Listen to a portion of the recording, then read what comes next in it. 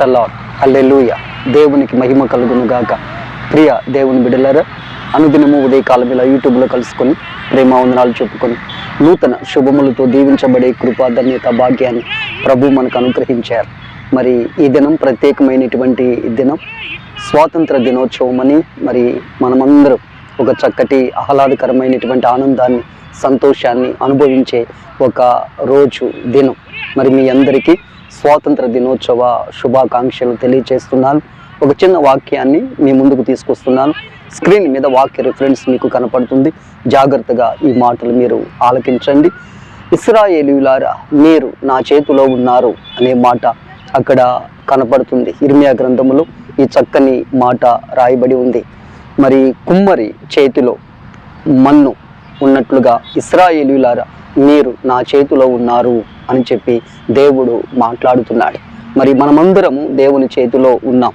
ఒకప్పుడు దేవుని బిడ్డలారా, బ్రిటిష్ వాళ్ళ చేతిలో మనం ఉన్నామని, బ్రిటిష్ వాళ్ళు మనల్ని పరిపాలించారని, తరువాత మనకు స్వాతంత్ర్యం వచ్చిందని, ఇప్పుడు మనల్ని మనమే పరిపాలించుకుంటున్నాం అని చక్కగా ఈ శుభదినాన ప్రకటిస్తూ ఉన్నాం. అయితే లోకాన్ని, ప్రపంచాన్ని, సర్వలోకాన్ని గురించి ఆలోచిస్తే మరి దేవుని వాక్యం ఏం చెబుతుంది అనే విషయాన్ని మనం ఆలోచించాలి, ఆలకించాలి.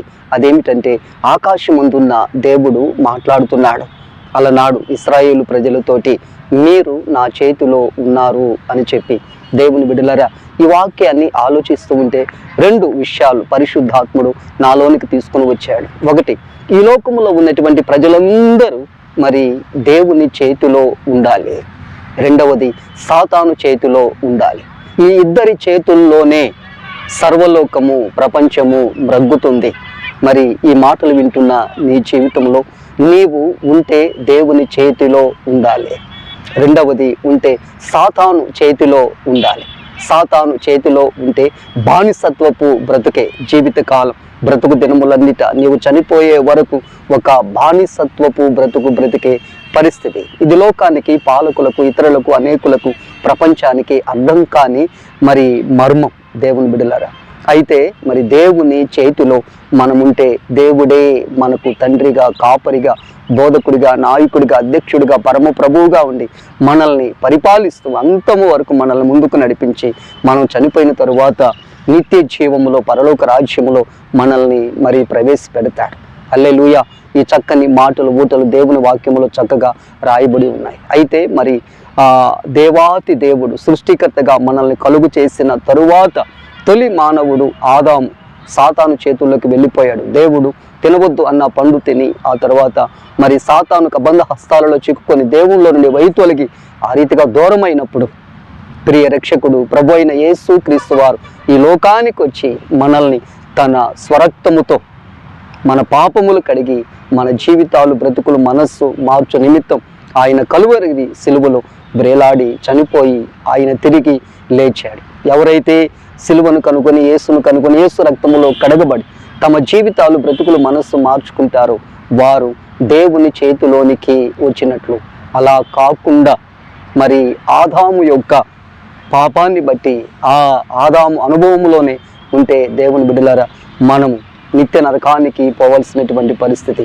కాబట్టి మన జీవితంలో, మన వ్యక్తిగత అనుభవాలలో యేసయ్య రక్తములో కడగబడి మారు మనసు పొంది రక్షణ పొందిన వారమైతే దేవుని చేతిలో ఉన్నట్లు, అలా కాకుండా లోక పాప శాప కోపాలలోనే మనముంటే సాతాను చేతిలో ఉన్నట్లు. మరి నీ జీవితంలో నీవు సాతాను చేతిలో ఉంటే నిత్య నరకాగ్నికి పోవలసిన పరిస్థితి.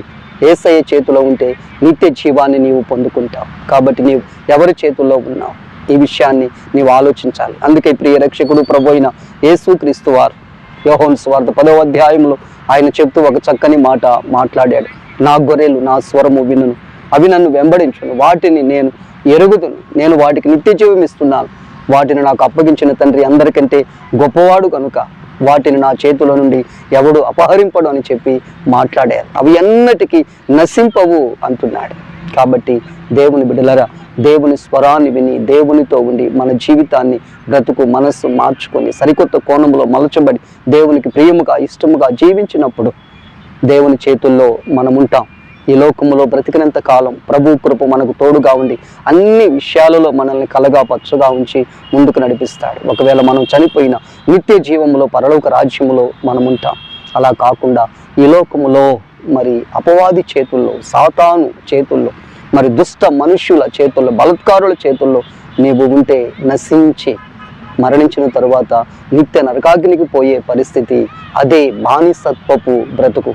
నీవు ఇంకా సాతాను చేతుల్లో ఉంటే మరి నీకు ఇంకా స్వాతంత్రం రాలేదు అని గుర్తెరగాలి. అదే సమయంలో యేసయ్య చేతుల్లోనికి నీవు వచ్చి యేసయ్య చేతిలో నీవు ఉంటే నీవు స్వతంత్రుడవే. పరలోక రాజ్యం నీది. ఒక మంచి ఉన్నతమైనటువంటి ఆత్మీయ ఆనందాన్ని అనుదినము నీవు అనుభవిస్తావు. కాబట్టి ఈ శుభదినాన నీవు ఎవరి చేతుల్లో ఉన్నావు? నిజంగా నీవు స్వతంత్రుడువా? నీకు స్వాతంత్రం వచ్చిందా? లేక సాతాను చేతుల్లో ఉండి బానిసత్వపు బ్రతుకుతూ పాపము చేస్తూ చీకటి కోరల్లో చిక్కుకొని ఆ రీతిగా నీవు నిత్య నరకాగ్నికి పరిగెడుతున్నావా? ఆలోచించు. అలాగైతే నీకు స్వాతంత్రం రాలేదు. కాబట్టి ఈ విషయాన్ని నీవు అర్థం చేసుకొని చక్కగా దేవుని కృపాహస్తాలలోనికి వచ్చి ఆయన చేతిలో ఉండాలని ప్రభు కోరుకుంటున్నాడు. హల్లెలూయా. మీ అందరికీ స్వాతంత్ర దినోత్సవ శుభాకాంక్షలు.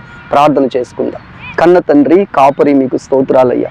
విన్న మాటలు వ్యర్థముగా పోకుండా మా ప్రియులందరి హృదయాలలో నాటబడి నాన్న మంచి చెడులు వివేచించి ఇందులో ఉన్న రహస్య మర్మాన్ని తెలుసుకొని అయ్యా నీ ప్రియా బిడ్డలందరూ నీ చేతుల్లో ఉండి నీ ద్వారా దీవించబడి ఆశీర్వదించబడి నాన్న నిత్య జీవములో అయ్యా ప్రవేశించే కృప అనుగ్రహించి మేలు చేయండి. ఈ శుభదినాన్ని ప్రతి ఒక్కరిని మీరు జ్ఞాపకం చేసుకొని వారి అవసరాల అక్కరలు తీర్చండి. వారికి మేలు చేయండి. ప్రతి కీడు నుండి తప్పించండి. ఇప్పుడు ఎప్పుడు ఎల్లప్పుడు నీ చల్లని చూపు, దయాదృష్టి, కనుదృష్టి, మనసు వారి మీద ఉంచి వారికి మేలు చేయండి. కృప కలుగును గాక. యేసు నామములో ప్రార్థిస్తున్నాను తండ్రి. ఆమేన్, ఆమేన్. యేసయ్య కృప, తండ్రి ప్రేమ, పరిశుద్ధాత్మని ఆదరణ నిత్యము మనకు తోడుగా ఉండి సదాకాలం నడిపించును గాక. ఆమేన్, ఆమేన్, ఆమేన్.